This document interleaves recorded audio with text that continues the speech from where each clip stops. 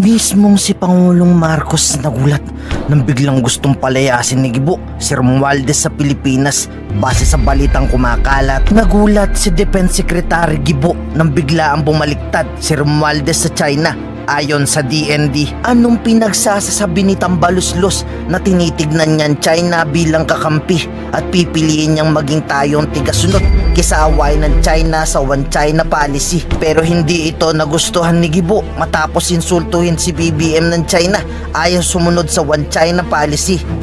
And working together and portraying your strengths and what you can learn from each other, which I think is vital. Again, we'll come back to it. Speaker Romualdez for the Philippines. Looking at our neighbor in the north, our big neighbor, we always look to it as a country that we should work with rather than to be in conflict with. And I believe even China looks at this scene as the future for its economic growth. And we want to present ourselves as responsible partners in this endeavor. Tila nakahanap naman ng kakampi si Tambaluslos kay Wang Silian matapos sabihin ng ambasador ng China na dapat pumili ng direksyon tatahakin ng Pilipinas sa kadahilan ng si BBM ayaw maging tigasunod sa China ang Pilipinas. So our relations now stands at a crossroads as facing a choice of where to go from here. Hope that the Philippine side will stay committed to the One China policy pursued by successful Philippine administrations since the establishment of diplomatic ties between China and the Philippines and respect China's internal affairs. Pero babala ng eksperto, kailangan na natin paghandaan ng worst scenario dahil nasa mahigit 200,000 OFW Pilipinong nasa Taiwan ang kailangang ilikas ng Pangulo. Tapos ipalit natin si Tambaluslos sa China. Total gusto niyang paalila sa mga Chino.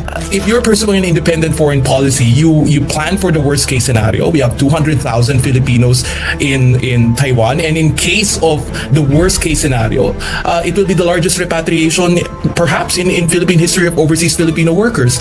So I think for the Marcos government, we plan for the worst and we use whatever tools that we have, and one of those is this supposedly an ironclad mutual defense military alliance with the United States as well as strategic partnerships with other countries. But Karen, I just want to go back to the statement of China, right?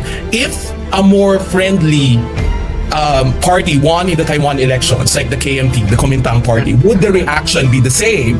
I mean, at the end, I think it's because Beijing didn't like the results because the Taiwanese people sided with the incumbent, the Democratic Progressive Party, who has a stronger stance against Beijing and against China. So if President Marcos congratulated the other candidates who are friendlier to China, the hypothetical would be, would the reaction be the same?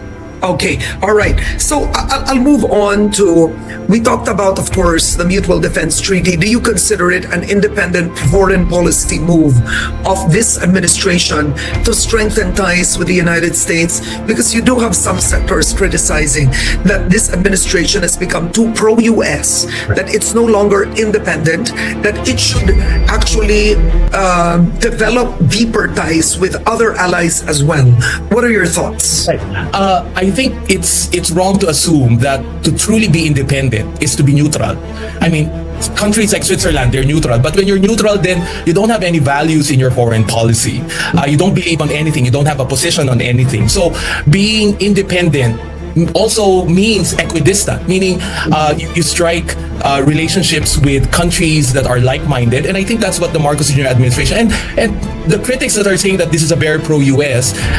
Let us remember the Philippines has a status of visiting forces agreement with Australia. It has a comprehensive strategic partnership with Australia itself. It is moving towards a similar endeavor with Japan.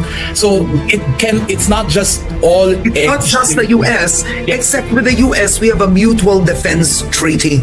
Right. I mean, that is the oldest military and the sole military alliance of the Philippines. This is what makes us different from other ASEAN countries. We're the only country in Southeast Asia that has a mutual defense treaty. So to be truly distant with the US, it will be harder for us. I mean, because given this alliance and this mutual defense commitment, our security policy will always be aligned with the United States. Okay, now the Philippines and Japan has recently agreed to hold a dialogue already and facilitate the reciprocal access agreement, right? That facilitates the presence of visiting forces from Japan and also conduct military training activities. Can the RAA with Japan be as binding and strong as the Mutual Defense Treaty? Or what would be needed for them to be of equal stature and standing? The equal stature might be a challenge because in terms of military capabilities and force deployment, the US is in a level way higher than that of Japan. And let us remember, Japan's Pacific Constitution only limits the Japanese armed forces to self-defense. But that idea under former Prime Minister Abe has already enlarged to a regional notion of self-defense. And this is why Japan has been reaching out to neighbors, regional neighbors. I think this will be very important. If not, we have always been seen as the test case in Southeast Asia of Japan's security cooperation. So we're the first country to receive a security cooperation. We're going to be the first country to receive official security assistance from Japan. So I think Japan wants to also show the region that it's serious. And one way to show that is that if it develops deeper relationship with the Philippines as the test case, and then it will go to other countries. Okay, all right. So moving forward, anything you'd want to add? Of course, the Chinese envoy has, I think, called on the Philippine ambassador regarding the congratulations issue. Moving forward from this. I think in the end, for us Filipinos, we must always ask, is China treating us with respect? Because I think that is critical in any change in Philippine-China relations. This notion that, we must negotiate because China is a strong power doesn't speak well of our identity as a proud republic. I mean, at the end, if China continues to bully us this way, then we must need to do what we need to do in order to safeguard our national security and the welfare of our overseas Filipinos in Taiwan. And at the end, I think a truly independent foreign policy of the Philippines means that it doesn't really need to think about how China will react to anything that it does.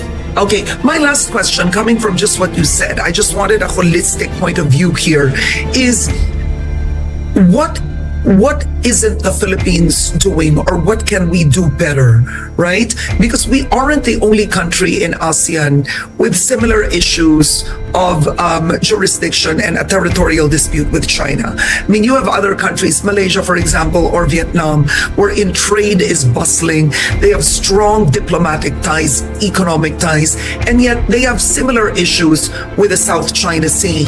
But of course, the Philippines, I would say geographically speaking, none of them have our issues, right? That's what they said. We're just way too central in our location that the interest of China really is in our zone. But I've spoken with foreign experts who've said Malaysia was able to do it, Vietnam was able to do it. What aren't we doing? At one point during the late president Ninoy Aquino's time, Noynoy Aquino, he set a gray ship, right? He sent a gray ship to Scarborough Shoal. China sent more, and then we backed down. Then there were bilateral talks with former Senator Antonio Trillanes. That was supposed to be good. There's multilateral, bilateral. My point is, where are we lacking here? Why did it come to this? Right. I think of all Southeast Asian countries, Karen, we're the only country that has basically done everything in the entire spectrum. On the one hand, we've become very accommodationist, even very friendly under the previous administration. On the other hand, we're the only country that took China to court. And in between those two extremes, we've basically done everything. So, but for me, I think the key is policy consistency. I think the advantage of our neighbors in Malaysia and even Vietnam is that they see a relationship in China not just in 6-year cycles, but in long-term cycles, meaning there is an end game. So for example, this transparency approach, I would say, because it's not even official policy in the West Philippine Sea, my question is, where's it going? What's the end game here? I mean, yes, we've exposed, we've named and shamed China on this, but at the end, where is it going and what else needs to be done? How do we talk to other South China Sea claimants? How do we talk to other countries with regard to the South China Sea issue? So I think in terms of homework, there needs to be more internal consistency and coherence from the entirety of government in showing China that the Philippines speaks with one voice and one set of permanent national security interests. Ngayon, ikaw bilang Pilipino, ano ang masasabi mo at reaksyon sa balitang ito? Mag-iwan ka ng komento sa ibaba at atin pong babasahin isa-isa.